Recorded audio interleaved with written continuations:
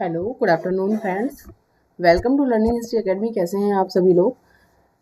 आज फिर से मैं आपके लिए प्रीवियस ईयर क्वेश्चंस पेपर लेकर आई हूँ। इसमें भी आपको 10 क्वेश्चंस मिलेंगे। डेली मैं 10 क्वेश्चंस ही लेकर आ रही हूँ, क्योंकि ज़्यादा क्वेश्चंस लेने से फिर ज़्यादा कन्फ्यूज़न होती है स्टूडेंट्स को। इसलिए मैं धीरे धीरे कुछ थोड़े थोड़े क्वेश्चंस लेकर आ रही हूँ, जिससे समझने में आसानी होती है और बोरियत भी फील नहीं होती है, क्योंकि काफ़ी पढ़ाई करते रहते हैं। उससे फिर क्या होता है कि अगर बहुत बड़ा प्रैक्टिस सेट दे दिया जाता है या फिर क्वेश्चन पेपर दे दिए जाते हैं, तो उसमें बहुत ही ज़्यादा बोरिंग फील करते हैं बच्चे। तो इसलिए मैं थोड़े थोड़े करके क्वेश्चंस लेकर आती हूँ, डेली क्वेश्चंस लेकर आती हूँ। तो please learning history academy channel से जुड़े रहें और डेली आपकी क्लास आती है, आप क्लास करते रहें डेली।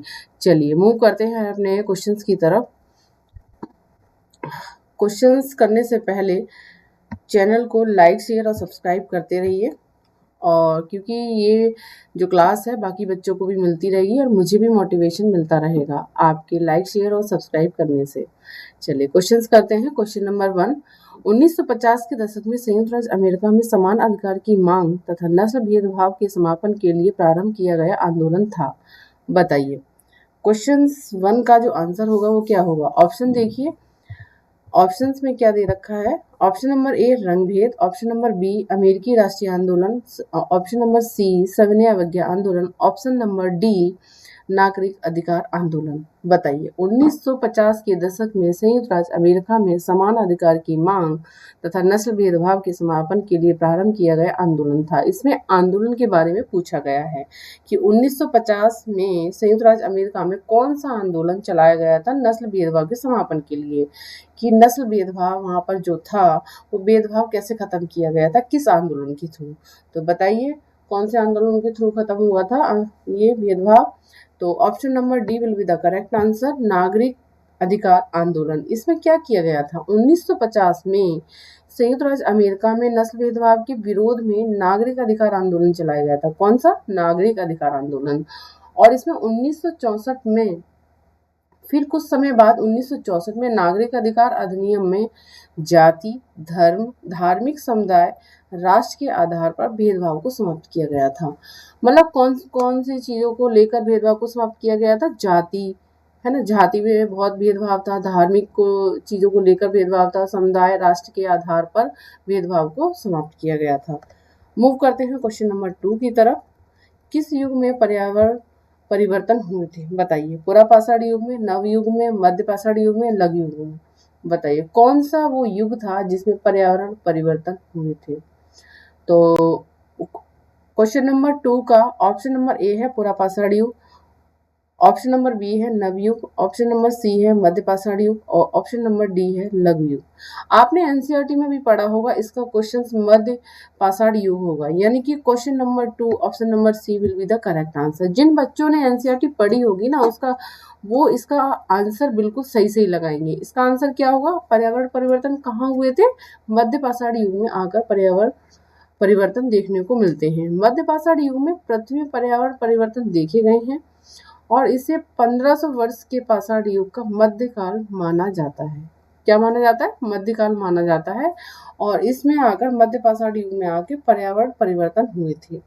ऑप्शन नंबर 3 की तरफ हम मूव करते हैं। ब्रिटिश सरकार द्वारा बनाए गए इंडिगो आयोग ने क्या किया था? ब्रिटिश सरकार द्वारा बनाए गए इंडिगो आयोग ने ऑप्शन नंबर ए नील किसानों के लिए लगान की दर में कमी की सिफारिश की थी। इंडिगो आयोग ने क्या किया था? ब्रिटिश सरकार द्वारा जो बनाया गया था इंडिगो आयोग, उसमें क्या हुआ था? देखते हैं ऑप्शन में क्या है। ऑप्शन नंबर बी किसानों को नील उत्पादकों पर आक्रमण का दोषी करार दिया गया। ऑप्शन नंबर सी नील उत्पादकों को किसान पर जोर जबरदस्ती से नील उगाने का दोषी पाया गया। ऑप्शन नंबर डी किसानों व उत्पादकों में, यहाँ पर में करिएगा, ये गलत हो गया था, में नील उगाने हेतु उत्पादकों को नील उगाने हेतु किए गए सारे समझौते निरस्त कर दिए गए। बताइए कौन सा आंसर इसका ठीक जाएगा? बताइए। Option number 3 will be the correct answer. नील उत्पादकों को किसान पर जोर जबरदस्ती से नील उगाने का दोषी पाया गया। किस पर? किसान पर जोर जबरदस्ती से नील उगाने का दोषी पाया गया। किसमें? जो ब्रिटिश सरकार द्वारा जो आयोग बनाया गया था, इंडिगो आयोग में। ठीक है, इंडिगो आयोग ने क्या दिखाया, नील उत्पादकों को किसान पर जोर जबरदस्ती से नील उगाने का दोषी पाया। ठीक है, इसमें क्या बात कही गई थी, ब्रिटिश सरकार द्वारा नील कमीशन की स्थापना भारत में किसानों से जबरदस्ती नील की खेती करवाने वाले व्यक्तियों को दंडित करने के लिए की गई थी। ठीक है, नील की खेती करवाने वाले व्यक्ति जो थे उनको दंडित करने के लिए की गई थी। उस समय किसानों को धान की खेती के स्थान पर नील की खेती करने के लिए बलपूर्वक बाध्य किया गया था, क्योंकि जो किसान थे वो धान का उत्पादन करते थे, तो धान की जगह किसानों को नील उत्पादन के लिए प्रेशर किया गया, जबरदस्ती की गई थी उनके साथ कि नील उगाया जाए, क्योंकि नील से बहुत फायदा होता था। नील क्या करते थे, ब्रिटिश अंग्रेज क्या करते थे, वो इंग्लैंड ले जाकर उसका व्यापार करते थे, तो इसलिए उन्होंने क्या किया, जबरदस्ती उन पर नील उगाने का प्रेशर डाला कि नील उगाया जाए, धान की खेती की जगह नील उगाया जाए। ठीक है, राइट, पढ़ाऊंगी मैं, ये सब भी पढ़ाऊंगी, आपको एक्सप्लेन करूंगी और आगे, अभी थोड़ा थोड़ा पढ़ा रही हूँ इसमें। ठीक है, चलिए, ऑप्शन क्वेश्चन नंबर 4 है, भारत में निम्नलिखित में से प्रथम स्तर की लोकतांत्रिक व्यवस्था कौन सी है, बताइए। भारत में निम्नलिखित में से प्रथम स्तर की लोकतांत्रिक व्यवस्था क्या है। क्वेश्चन नंबर 4 का जो ऑप्शन नंबर ए राज्य सरकार, ऑप्शन नंबर बी केंद्र सरकार, option number C panchayat, option number D संघीय सरकार। बताइए कौन सी सरकार है प्रथम स्तर की लोकतांत्रिक व्यवस्था में, कौन सी सरकार है, बताइए बताइए, आंसर दीजिए। ये तो आप लोग आंसर देंगे ना बहुत अच्छे से। देखिए कौन सा होगा, ऑप्शन नंबर 3 पंचायत। ठीक है, प्रथम स्तर की जो लोकतांत्रिक व्यवस्था कौन सी है, पंचायत सरकार। ठीक है, चलिए, ये मत कर देना केंद्रीय सरकार, काफी बच्चे इसी में कंफ्यूजन होते हैं, इसका आंसर ये नहीं होगा, इसका आंसर होगा option number C panchayat. Option number C will be the correct answer. Move करते हैं नेक्स्ट क्वेश्चन पर। क्वेश्चन नंबर 5, हिंदू मंदिरों के किस भाग में मुख्य आराध्य की प्रतिमा प्रतिष्ठित होती है, बताइए किस भाग में, भाग पूछा गया, किसकी नहीं, हिंदू मंदिरों में किस भाग में मुख्य आराध्य की प्रतिमा प्रतिष्ठित होती है, बताइए। ऑप्शन नंबर ए शिखर, ऑप्शन नंबर बी मंडप, ऑप्शन नंबर सी नृत्य कक्ष, ऑप्शन नंबर डी गर्भगृह। बताइए क्या होगा, इसका जो आंसर होगा option number D will be the correct answer, गर्भगृह। गर्भगृह क्या होता था, हिंदू मंदिरों के गर्भगृह में प्राय देवी देवता की प्रतिमा प्रतिष्ठित कर उसकी पूजा की जाती है। ठीक है, ये देखो गर्भगृह के बारे में मैं पिछली वीडियो में आपको पढ़ा चुकी हूँ, जिसने मेरी वीडियोस नहीं देखी है वो देख सकते हैं, मैंने उसके बारे में पढ़ाया, गर्भगृह क्या होता है, मंडप क्या होता है, शिखर क्या होता है, जैसे मंदिर का जो शिखर ऊंचाई पर होता है, सबसे ऊंचाई पर उसको शिखर बोलते हैं ना। गर्भगृह वो होता है जहाँ पर देवी देवताओं की मूर्तियां रखी जाती है ना, ये मैंने पढ़ाया हुआ। नृत्य कक्ष वो होता है जहाँ पर नृत्य का आयोजन किया जाता था। चलिए क्वेश्चन नंबर 6 की तरफ मूव करते हैं। मध्य युग के प्रारंभ में मंदिरों को दान दी गई भूमि को कहा जाता था। मध्य युग के प्रारंभ में मंदिरों को दान दी गई भूमि को कहा जाता था। मध्य युग में पूछा गया है, मध्य युग में मंदिरों को दान की गई भूमि को क्या कहते थे। ऑप्शन नंबर ए देवदान, ऑप्शन नंबर बी भूमिदान, ऑप्शन नंबर सी सभा, ऑप्शन नंबर डी शाला भोग। बताइए क्वेश्चन नंबर 6 का जो आंसर होगा वो क्या होगा।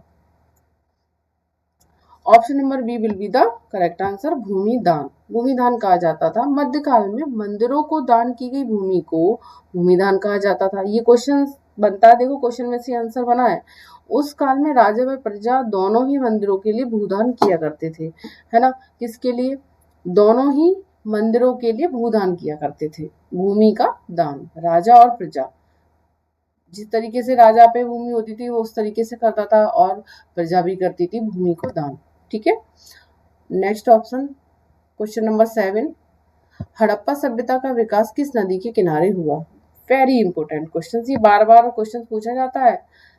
ठीक है, जैसे आपका सीटेट हो गया, यूजीसी नेट हो गया, आपका टीजीटी पीजीटी हो गया, केवीएस हो गया, एनबीएस हो गया, इनमें ये क्वेश्चंस बनेगा, बनता हड़प्पा सभ्यता से काफी क्वेश्चंस बनते रहते हैं और काफी कंफ्यूजन होती है। देखिए क्वेश्चन नंबर 7 का जो आंसर क्या होगा। Option number A Sutlej, Jhelum, Ganga और सिंधु नदी। हड़प्पा सभ्यता का विकास किस नदी के किनारे हुआ था, बताइए किस नदी के किनारे हुआ था। काफी पढ़ा होगा आपने, बहुत पढ़ा होगा, एनसीईआरटी में भी कई बार इसे बताया गया है। ठीक है, तो इसका जो आंसर होगा वो सिंधु नदी होगा। क्या होगा, सिंधु नदी होगा। Option number D will be the correct answer. ठीक है ना, सिंधु नदी के किनारे हड़प्पा सभ्यता का विकास हुआ था।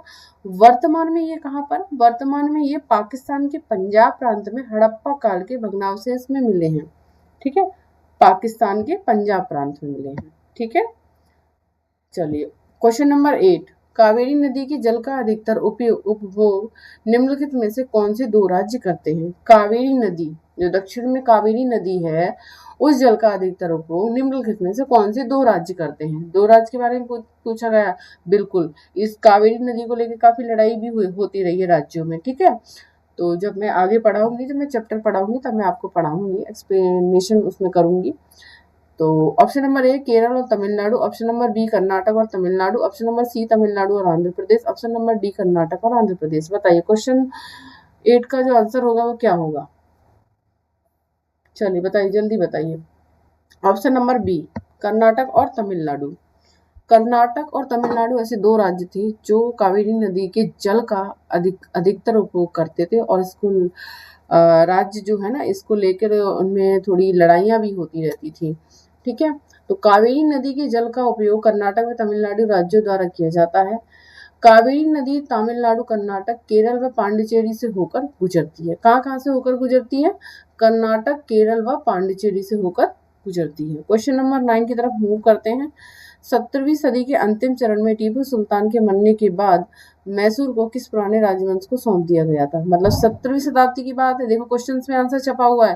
टीपू सुल्तान का समय कब था? 17वीं शताब्दी के अंतिम चरण में टीपू सुल्तान मरा था, 17वीं शताब्दी के अंतिम चरण में। और मैसूर को किस पुराने राजवंश को सौंप दिया गया था? क्वेश्चन नंबर 9 का जो ऑप्शन होगा Maratha, option number A, option number B Wodeyar, option number C Scindia, option number D Nizam Hyderabad.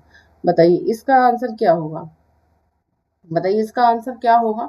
Option number B will be the correct answer. Option number B will be the correct answer. Wodeyar होगा, यहाँ पे D है, D नहीं है, D कर लीजिए, है ना, वोडियार होगा ये, वोडियार। वोडियार राजवंश को सौंप दिया गया था।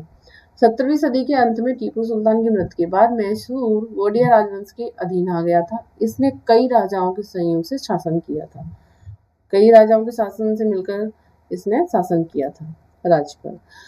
क्वेश्चन नंबर 10, ये लास्ट क्वेश्चन होगा, और जिसने भी चैनल को लाइक शेयर और सब्सक्राइब नहीं किया है, प्लीज़ लाइक शेयर और सब्सक्राइब करते रहें। मुझे इससे मोटिवेशन मिलता है, मुझे फिर और भी अच्छा लगेगा और मैं आपके लिए बहुत अच्छा काम कर पाऊंगी। ठीक है ना, तो आप लोग प्लीज़ लाइक शेयर और सब्सक्राइब करते रहिए। और अगर कुछ आपको समझ में नहीं आता है तो प्लीज़ कमेंट बॉक्स में मुझे कमेंट करके बताइए, तो मैं फिर वो आपको बताऊंगी। ऐसे मुझे समझ में नहीं आएगा कि आप क्या पढ़ना चाहते हैं। देखिए वेरी इंपॉर्टेंट क्वेश्चंस मैं डेली लेकर आ रही हूँ, क्योंकि एग्जाम्स कई आ रहे हैं इसलिए।